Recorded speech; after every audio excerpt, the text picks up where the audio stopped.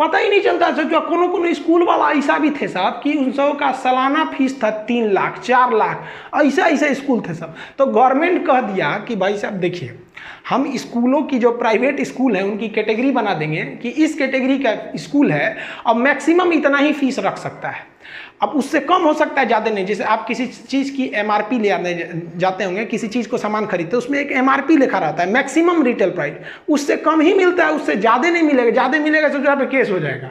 तो स्कूल की जो मनमानी फीस चलती थी, अब गवर्नमेंट क्या है कि उसको फिक्स कर देगा।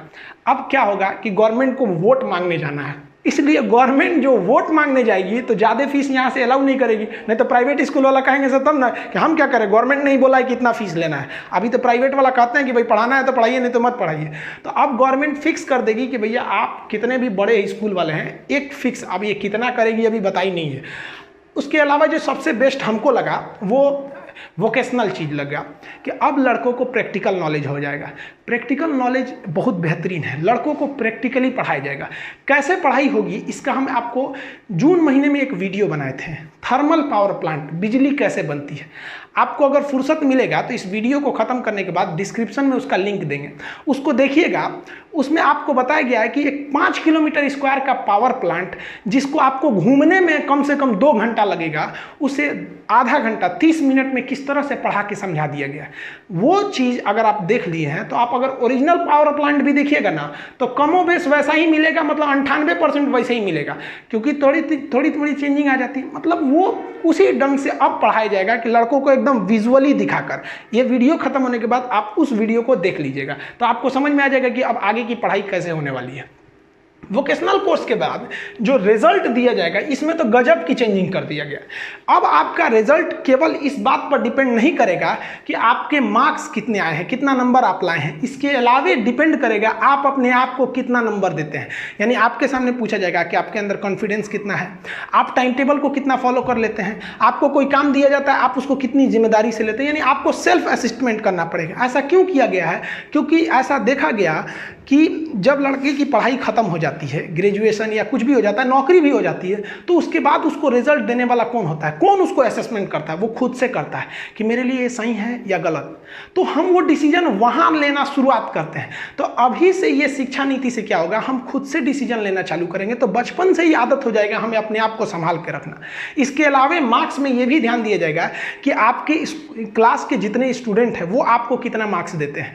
इसके लिए एक क्राइटेरिया बनाई जाएगी कि जितने स्टूडेंट हैं किस तरह से वो ग्रेडिंग करेंगे आपको। इससे ये फायदा होगा कि आप अपना नंबर अच्छा बनाने के लिए अपने दोस्तों से अच्छा संबंध रखेंगे। और अगर आप बचपन से क्लास 12 तक अब आपको ये आदत हो गया कि नहीं भैया हमको बचपन से अपने दोस्तों से संबंध अच्छे रखने हैं, तो आपका स्वभाव बहुत अच्छा हो जाएगा। तो अब क्या होगा कि हर स्टूडेंट दूसरे स्टूडेंट के प्रति इज्जत रखेगा कि भाई साहब उसको भी मार्क्स देना है हमको, तो वो आपके जो क्लास के हैं वो उन लोग को भी देना होगा। और साथ ही टीचर भी आपका नंबर देंगे कि ये लड़का अच्छा था या नहीं था। ये 5वां जो चीज़ दिया गया कि फॉरेन यूनिवर्सिटी भी आप भारत में अपना ब्रांच खोल सकती है, जैसे ऑक्सफोर्ड, हार्वर्ड यूनिवर्सिटी, कैम्ब्रिज, ये सब भी यूनिवर्सिटी अब भारत में खोल सकती है। हालांकि इसे बहुत पहले आ जाना था, जब मनमोहन सिंह थे उन्होंने ही इस प्रस्ताव को लाया था, तब उस समय बीजेपी ने विरोध किया था कि नहीं ये भारत के लिए दिक्कत होगा। तो सोचिए अभी ये तो पॉलिटिक्स वाला चीज़ है, इसमें नहीं, देखिए जो विपक्ष में रहता है विरोध करता ही है। उस वक्त जो प्लान थी वो थोड़ी सी अजीब थी। उसमें क्या कहा गया था कि जो यूनिवर्सिटी आएंगी उन्हें 50 करोड़ रुपये सिक्योरिटी मनी देना होगा। ये सही भी था एक तरह से। पता चला हमारा फीस लेके भाग गई यहाँ पे, हम क्या लंदन जाएंगे खोजने के, कैम्ब्रिज किधर है, या नहीं जाएंगे। तो एक सिक्योरिटी मनी का प्रोग्राम रखा गया था जिस वजह से वो लोग उतना इंटरेस्ट नहीं रहते हैं। तो अभी के में जो कहा गया कि भाई साहब आपको सिक्योरिटी मनी का झमेला नहीं है, और साथ ही वही यूनिवर्सिटी आएंगी जो इन टॉप लेवल की हैं। दुनिया की टॉप 50 यूनिवर्सिटी ही ब्रांच खोल देंगी। अब पता चला यूनिवर्सिटी ब्रांच खोलेगी, पाकिस्तान भी अपना खोल दिया इस्लामाबाद यूनिवर्सिटी से जुड़ा, उसमें कौन सी सिखाएगा कि बम को कैसे नोचना है और कैसे फेंकना है। ये सब नहीं आएंगे, सब टॉप 50 यूनिवर्सिटी जो दुनिया की है वहीं आ सकती है। तो ये भी बेहतर है। इससे फ़ायदा क्या होगा कि हमारी यूनिवर्सिटी जो है उनको भी एक बढ़िया कंपटीटर मिलेगा वर्ल्ड लेवल का। तो ये सब भी मेहनत करेंगे कि हमको ऐसा बनना है।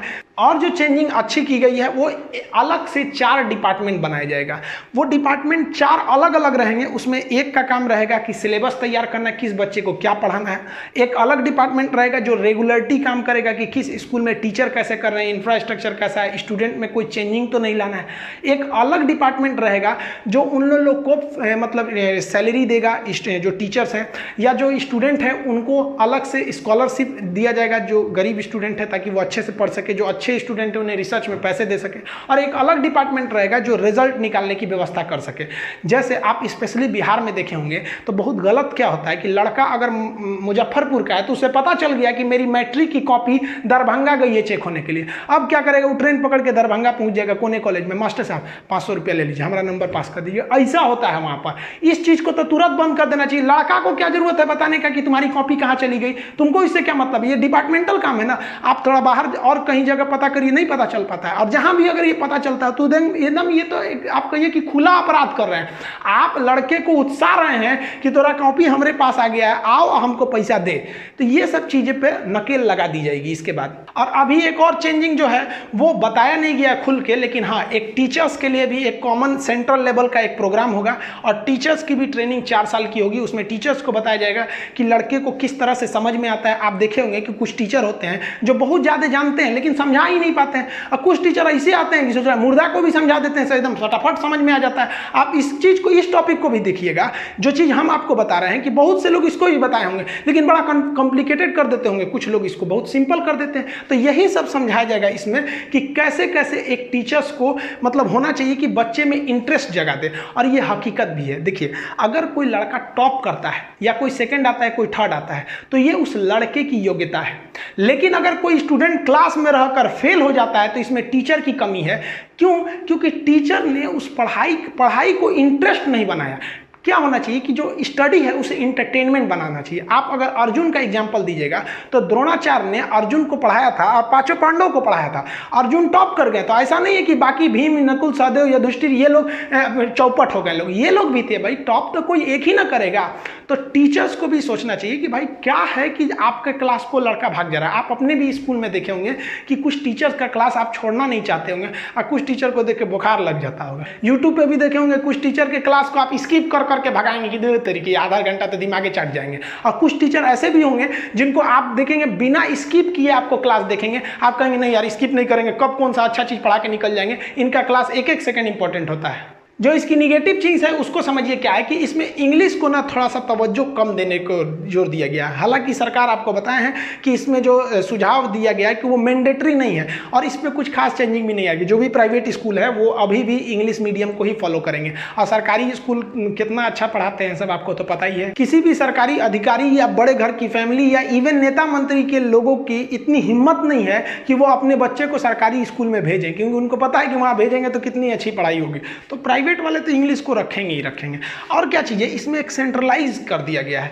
कहा गया है कि जो टीचर्स का प्रोग्राम होगा और जो सिलेबस किया जाएगा इंडिया का, वो एक सेंट्रल बॉडी उसको डिसाइड करेगी और राज्य को मानना ही पड़ेगा। तो ये हमारे संघात्मक व्यवस्था में एक तो चोट है। संघात्मक व्यवस्था हम आपको पॉलिटी में पढ़ाए हैं कि जहाँ स्टेट गवर्नमेंट भी अपनी डिसीजन लेती है और सेंट्रल गवर्नमेंट भी लेती है। तो यहाँ पर हमारा जो संघात्मक व्यवस्था है उस पर एक तो निगेटिव असर पड़ा है। साथ ही इसमें एक और सुधार करने लायक था। हमें अपने स्टूडेंट्स को सिलेबस में ये जोड़ना चाहिए कि एक अच्छे टीचर की पहचान क्या है। जैसे अभी क्या होता है कि टीचर लोग स्कूल में आ जाते हैं, खैनी बनाते रहते हैं, कहाँ है कोई, वो तो टीचर लड़के से मंगा देते हैं कि बबुआ पान लेते हो अमेरिका थी। अजब हाल है बेचारा, लड़के पे क्या इफेक्ट पड़ेगा इसका। टीचर्स के लड़कों को भी ये एक तरह का आप समझिए कि किताब में लास्ट में एक पन्ना जोड़ देना चाहिए, एक अच्छे टीचर की पहचान। गुटखा पान खा रहा भाई, आपको अगर खाना है, आप बुरा मत मानिएगा, अगर आप खाते होंगे तो आप स्कूल के बाहर खाइए। 8 घंटे क्लास में अगर आप स्कूल के पीरियड में नहीं खाएंगे तो मर नहीं जाएंगे आप वहाँ से। लेकिन आपके वजह से एक लड़के का इमेज खराब हो जाता है, वो भी सोचेगा टीचर खा रहे तो हम क्यों नहीं खाएं। दूसरा, टीचर्स का जो पहनावा ओढ़ावा है उस पर भी एक इसके लिए भी एक कंडक्ट कोड होना चाहिए। आजकल क्या होता है कि जो खास करके इसे कोचिंग लाइन में हम कर रहे हैं, कोचिंग के टीचर जो होते हैं इतने महंगे कपड़े पहनने लगते हैं लोग ना कि लड़के के अंदर एक अपने से एक तो भावना आने लगती है, यार सर इतने अमीर हैं। यार एक स्टूडेंट जो होता है ना, काफ़ी मीडियम फैमिली या गरीब लड़के ही ज़्यादा पढ़ने आते हैं कोचिंग इंस्टीट्यूट में। तो जो टीचर को देख के ना उसके अंदर एक लगने लगता है कि नहीं, वो अमीर हैं, पैसे वाले हैं, इसलिए उतना पढ़ के वहाँ चले आए हैं, और हम गरीब हैं, हमारे पास उतना कपड़ा नहीं है अच्छे, तो नहीं। तो टीचर्स को भी सोचना चाहिए जो क्लास में जा रहे हैं एक सिंपल वे में जाएं, ताकि आपको लगे कि नहीं, हाँ आप भी एक नॉर्मल इंसान हैं। बाकी आप अपने पर्सनल जिंदगी में घूमिए ना 2 करोड़ की लंबोर्गिनी कार खरीद के, कौन मना किया आपको। साथ ही आप देखे होंगे कि कुछ टीचर ऐसे होते हैं जो क्लास में आएंगे तो अपने बारे में बताने लगेंगे, हम ये हम वो। अरे भाई साहब, आप अपने बारे में क्या जरूरत है हाँकने का। नॉर्मल चीजें बताइए ताकि लड़कों को थोड़ा बहुत इंटरटेन भी होते रहे। और अगर आप बहुत पढ़ने में अच्छे भी थे या बहुत अमीर घर के भी थे तो लड़कों के सामने इस तरह से बोलिए कि देखो भाई, हम भी बहुत कमजोर थे पढ़ने में, हम भी नॉर्मल फैमिली से आते थे, हम भी मेहनत किए, हम भी आगे आ सकते, तुम भी आ जाओगे। तो वहाँ क्या होता है, फेंकने लगते हैं लोग, हम ये थे हम वो थे। इस पर भी थोड़ा गवर्नमेंट को रोक लगाना चाहिए। और गवर्नमेंट क्या रोक लगाएगी, लड़कों को दे दो कि भैया ये चीज़ें अगर टीचर कर रहा है तो फालतू है। साथ ही टीचर्स को एक चीज़ और देखे होंगे कि एक टीचर दूसरे टीचर की बड़ी बुराई करता है, अरे वो फालतू पढ़ाता है, ये पढ़ाता है। अरे भाई, आप कौन होते हैं बताने वाले? आप इस चीज़ के टीचर हैं कि कौन अच्छा पढ़ा रहा है कौन खराब पढ़ा है। लड़का बेवकूफ़ नहीं है, आज के वक्त में वो सब देख लेता है, और भला करे भगवान यूट्यूब का। तो आज जो टीचर के बारे में लड़का पहले क्या था कि एडमिशन लेने के बाद जानता था कि ये टीचर कैसा है, कैसा पढ़ाएगा, अब यूट्यूब पे ही देख लेता है कि कैसा पढ़ाएंगे। तो सरकार को क्या करना चाहिए, किताबों के पीछे कुछ ऐसे लिस्ट दे देने चाहिए कि अगर ये चीज़ें आपके टीचर में हैं तो समझिए कि आपके टीचर अच्छे नहीं हैं, ये डी ग्रेड के चले जाएंगे। इससे क्या होगा कि वो टीचर को भी समझ में आएगा, भाई साहब हर किताब के पीछे लिखा हुआ है कि गुटखा खाने वाला टीचर फालतू होता है। अब वो क्या होगा, उनको मन भी रहेगा ना, तो गेट के बाहर खाएंगे, थूक थाक कहेंगे हमको डी ग्रेड का घोषित कर देगा। इससे क्या होता है कि टीचर्स के ऊपर एक मनोवैज्ञानिक, एक सामाजिक प्रेशर पड़ेगा और वो लड़कों के प्रति एक अच्छा व्यवहार करेंगे।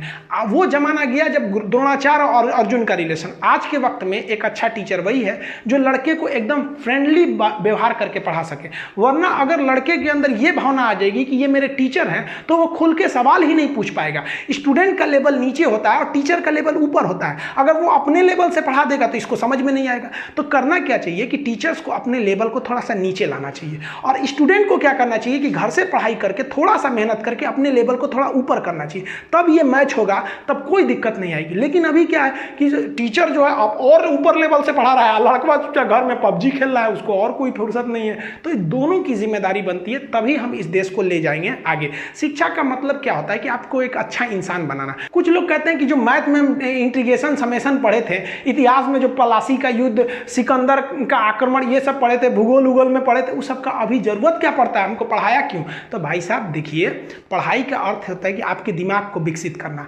जो व्यक्ति ये मैथ में पढ़ा होगा ना, इंटीग्रेशन समेशन, और ये जो अच्छे पढ़े लिखे लोग होते हैं वो कभी भी चाय की दुकान पर छोटे मोटे बहस में भाग नहीं लेते हैं। अगर आप उनको बहस में घेरिएगा ना तो कहेंगे अच्छा भैया ठीक है फिर मिलेंगे। और वही जो ये सब नहीं पढ़ा रहता है वो कहेगा, उल्टा सीधा बहस में फंस जाता है। तो पढ़ाई का उद्देश्य क्या होता है? सर्वांगीण विकास करना, आपके दिमाग का विकास करना। वरना आईएएस की पढ़ाई में जितना इतिहास भूगोल पढ़ाया जाता है, उन लोग को ड्यूटी लाने के बाद डीएम की कुर्सी पर बैठ के इस सब का कोई काम नहीं है। काम क्या है कि पढ़ाई के वक्त में जो अपने दिमाग को उसने विकसित किया, उस विकसित दिमाग का उपयोग वो नौकरी के बाद कैसे समाज की सेवा में करेगा, ये उद्देश्य होता है। और कहीं ना कहीं ये शिक्षा नीति का भी यही उद्देश्य था। हमारे हिसाब से अगर आप इसको रैंकिंग नंबर दीजिएगा तो 100% में ये 95% ये शिक्षा नीति फिट बैठती है। अब दुनिया की तो कोई ऐसी चीज़ ही नहीं है जो 100% फिट बैठ जाए, किसी भी चीज़ में सुधार की गुंजाइश रहती है। आई होप हम आपको अच्छे से समझा पाए होंगे। मिलेंगे नेक्स्ट वीडियो में, तब तक के लिए जय हिंद।